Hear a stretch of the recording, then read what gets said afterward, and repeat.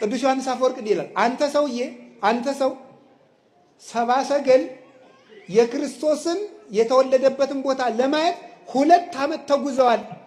አንተ 2 ደቂቃ ተጉዘ ቤተክርስቲያን ለመምጣት የምትቸገር ለክርስቶስ ምን ትመልስለት ይሆን ይላል። 2 ሰዓት እንኳን አንጓዝም። ቤተልሔም ይሏቸዋል፣ ሌላ አይደለችም ቤተክርስቲያን ናት። አንዱ እንደ ወይን የምንኖረው ቤተክርስቲያን ውስጥ በመኖር ነው እንጂ በዓመት አንድ ጊዜ እንደዚህ አሁን ስታዩት እንደው እዚህ እያንዳንዳችሁን ማይክ እየሰጠው ባናግራችሁ ይሄን ህዝብ ብታዩት መቤቴም እንደው አገር እንደው ሰው ራሱ ሌላ ቦታ ያለ አይመስልም እኮ። አሁን ብዛታችሁ እግዚአብሔር አይቀንሳችሁ፣ በእውነት አይቀንሰን። እንዴት ደስ እንደምትሉ እኔ በነገራችሁ ላይ መስቀሌን ኪሴ ውስጥ የቀጠጥኩት ብፁዕ አባታችን እየባረኳችሁ ስለሆነ ነው። ስለዚህ የኔ ይከተትና የጳጳሱ ከቆመ ይበቃናል፣ እየተባረክን ነው አሁን። ስለዚህ አሁን እኔ የምነግራችሁ ለምንድን ነው? እንዲያበዛን እግዚአብሔር ፈቃዱ ይሁን። ይህን ካልኳችሁ በኋላ ግን የምነግራችሁ ለምንድን ነው?